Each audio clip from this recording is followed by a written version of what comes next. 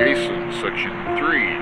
And I must say that after viewing Brian's video a few times, he really did knock it out of the park.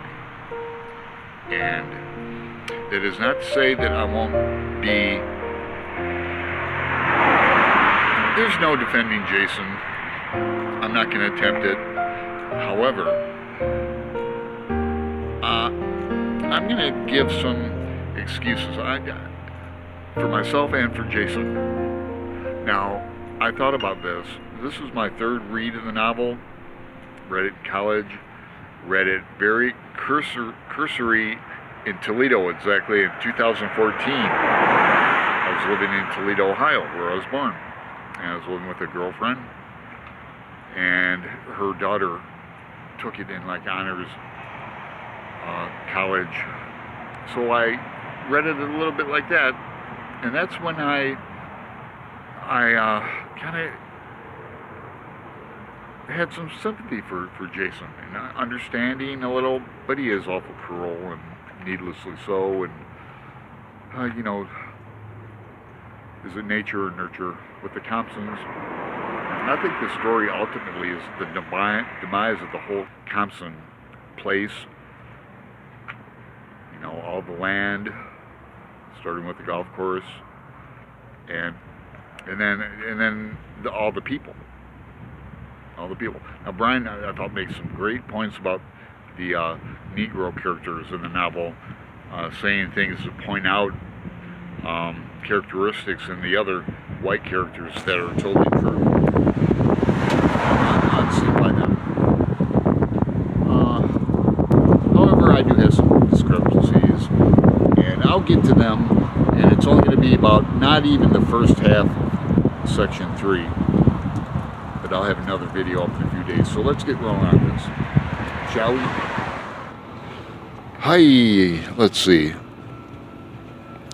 Now I have been poking the bear and kind of talking and threatening about defending Jason. I'm not going to do that. Well, there is no defending him. There's no excuses. It begins in medias res, right? In the middle of a scene with Jason and his mother is quite hysterical, and not hysterically funny, but hysterical in her actions, in her words. She's, Jason cuts her off. But to have the school authorities think that I have no control over her, that I can't, well, I says, you can't, can you? You never have tried to do anything. Then we have the scene with Miss Quinton, and Jason, her uncle, where her kimono slips off and that, and he grabs her by the arm. I want to call to everyone's attention that this is in 1928. And Miss Quinton is 17.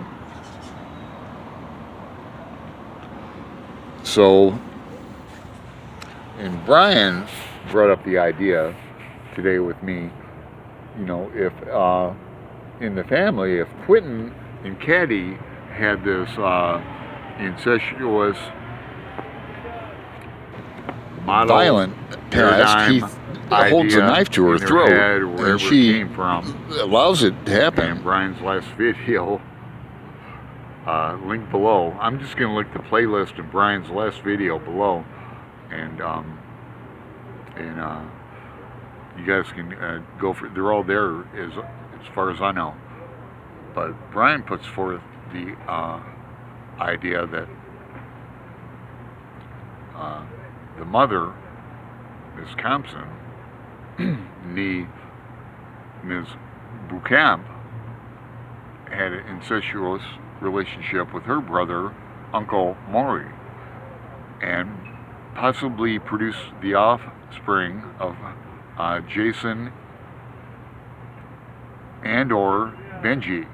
Now Benji, it makes sense, obviously, would explain the retardation etc. So that's an idea. But also, okay, little digression.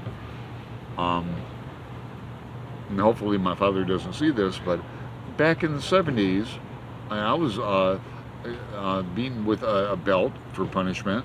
There was corporal punishment in high schools.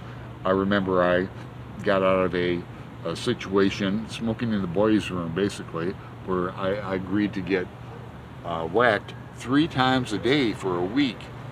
And I'm telling you, my chaps were black and blue and blistered. And if we had cell phones back in the day, oh, I could have got that. He was a counselor, I think assistant principal. But I digress.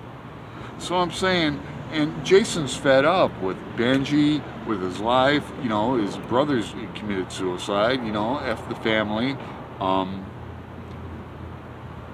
He's had to step up, but he doesn't really step up. He gets a job at a hardware store. He tries to invest in stocks. When all else fails, go back to the text. I'm afraid you'll lose your temper with her, she says, for the first time. I'm afraid you'll lose your temper with her, she says, for the second time.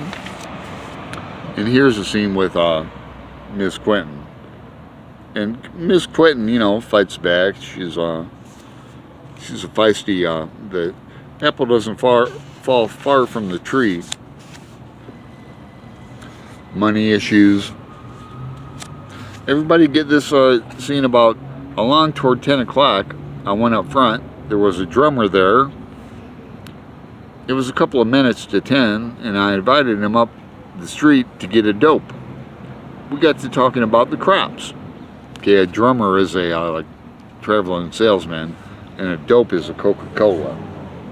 Here's the Eastern Jews compared to the... So does that really make him a racist for New York Jews? Talking about the rich New York Jews and this part to about southern redneck if you can't think of salesman any other way to surprise them, give them a bust in the jaw. Now, is that true or just mere hyperbole? Just because somebody says that, there's no scenes of Jason being abusive toward women except for Miss Quentin and grabbing her. And it's not like he whacked her 3 times a day. Now here I'd like to also talk about his mistress, Lorraine.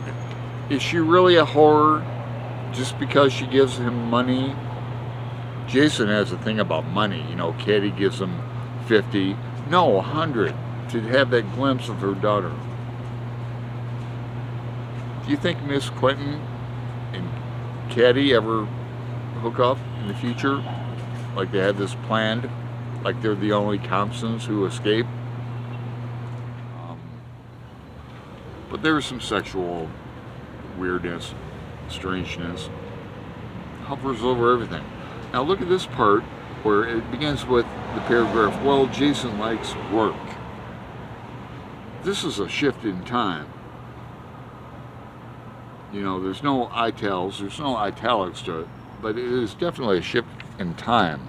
And I've been over this so much you can't even read it anymore. You know, we have Benji in here, his resentment towards book learning. You know, Jason 3 went to University of the South, Sawnee. And then, okay, then it stops there. And here's this, look at this, at the bottom of, we're back with Uncle Maury and Jason and the mother. No, she shall not touch his money, not 1 cent of it. And mother says, he can be forced to by law. He can prove nothing unless Jason Thompson, she says, were you fool enough to tell? And here, she's refusing to even let Miss Quentin, the mother is totally cutting off Caddy. It's not Jason doing it, it's mother. But she must never know. She must never even learn that name, Dilsey. I forbid you ever to speak that name in her hearing. If she could grow up never to know that she had a mother, I would thank God. That's the mother, not Jason. Okay, here's where the mother keeps reiterating that Jason is not a Thompson. Thank God you're not a Thompson, because all I have left now is you and Maury. And I says, well, I could spare Uncle Maury myself, but, you know, Caddy returns. Caddy returns. There's going to be another Caddy sighting later. I think I'm going to stop here.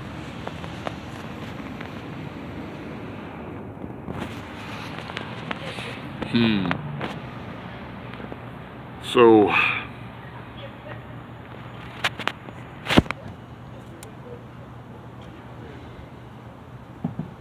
questions of Jason. Questions of Caddy still. Questions of Miss Quinton. Questions of money. A lot of questions.